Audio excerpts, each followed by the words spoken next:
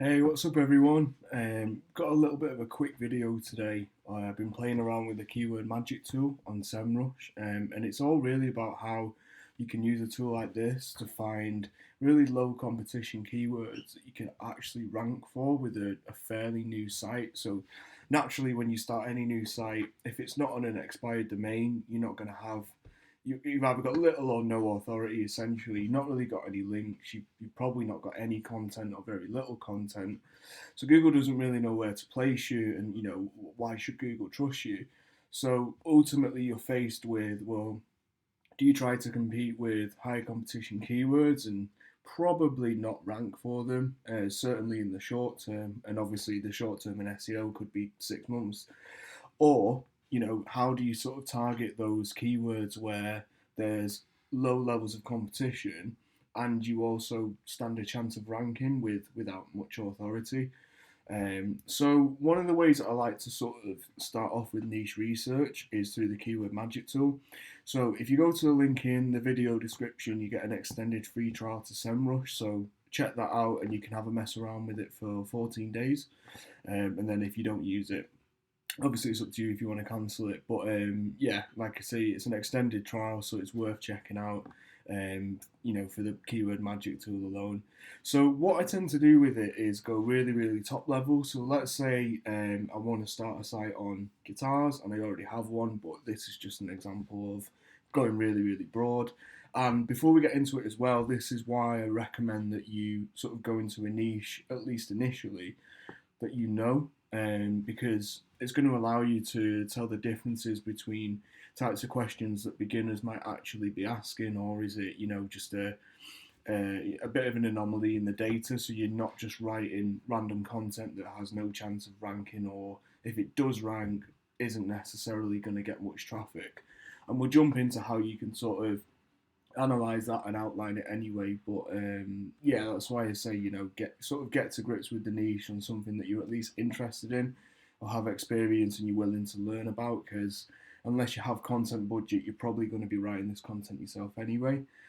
So it makes sense to do something that you know about. So what we do, we jump into keyword magic tool here, and I just type in guitar as a very top level term. What I'll do then is make sure it's set on broad match, so we get, we're going as broad as possible on this. We want, generally the more long tail keywords have lower levels of competition, so we don't just want phrases. What I do is filter by questions specifically. Again, they're much more long tail, and the level of competition is lower. And I filter between 10 and 300. And rather than then filtering by volume or anything further, I want to just have a scroll through and have a look, what are we actually up against here? Because I think with things like volume and keyword difficulty, they're never 100% correct with these tools. So it's more just using your head. Like, are you going to be able to write 500 to 2,000 words on, on this given long tail keyword or on this topic? And, let's have a look at how we judge the competition of that. So what we can do here, and I've already highlighted one, so you can see straight away how many strings does a bass guitar have, how often should you change guitar strings. So these sort of things are absolutely perfect for a niche site, because the bigger sites probably aren't going to be, they're not going to be targeting stuff like that. They might mention it as an FAQ on a longer guide, but they're not providing that level of detail generally. So there's one I've found here which is a great example and the type of thing that I look for. So how many frets on a guitar? So what I'm looking for here is, all right, 210 volume. You could probably times that by 10 anyway in terms of how many people actually search for it. But what I'm looking for here is, we'll click on here. So first of all, when you're thinking about a keyword, don't forget that you're going to rank for variations of a keyword anyway. So very quickly you can see the variations. So you've got, how many frets on a guitar neck, on an acoustic guitar, on an electric guitar. So that gives you an idea of all the sort of subheadings and things like that that you can include in the article. And like I said, the volume itself is wrong. So it's, there's no way only 50 people search for that specific phrase. So again, I've seen time and time again where you know, Ahrefs or SEMrush might say there's 10 searches a month for a keyword, then it goes on to get 15,000 visits a month once it's on the site. So it's such a great opportunity, and I think people tend to be put off by the estimated volume, and it's just not true. But using a tool like the Keyword Magic tool is a great way to sort of uncover those opportunities, which otherwise you'd just be doing sort of manual research. But anyway, what I'm looking for is sites like Quora, Reddit, any forum posts, or anything that would otherwise be either user-generated content, or even if it's an article that's from, like, say 5 or 6 years ago. So there's not really anything that's been out recently.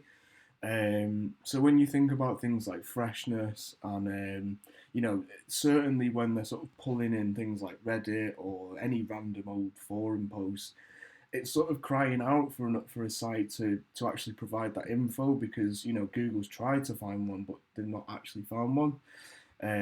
So something like this with Quora ranking in position 4, all right, there's a couple of different sites, but they might not directly answer the question in such a way. It might be part of a broader guide. So that's just an example. So then what we can do is use the plus here to build up a bit of a sort of seed list. And yeah, like I said, you know, there's tons here. You could filter by, you know, from 10 to 50 volume, because again, it's not right. I've gone 300 because it's quite, I wanted to show it as an example of being quite broad. But what I like about the Keyword Magic tool as well is if we were putting together a subcategory structure for a blog, we've already sort of got those initial menu items here, so we could filter by, you know, could do an acoustic section, we could do something specifically on bass guitar, accessories, amps, pedals, chords. There's so much, and it tends to get that right. You know, we could do 50 articles on Guitar Hero, and that might be an angle that you go down. So there's so much here. So whether you wanted to sort of niche down on a site or go super broad, you have that option by looking through the data. And I'd say, you know, you are best doing it manually, at least initially, just to sort of get a sense of the levels of competition. And then, yeah, like I said, you know, you can click on this to see, you know, a direct look at the search results anyway, and get a real sense of the, you know, the levels of opportunity for that keyword and the sort of authority on a page in terms of the levels of competition that you're up against. So yeah, just a quick video on that, really, on how to find those long tail keyword opportunities when you've got a new site, you're just starting out, there's no authority. Where do you start? And this is one of the many different ways that you can do it. Like I said, get on the free trial in my description and get finding those long tail keywords. Until next time, guys.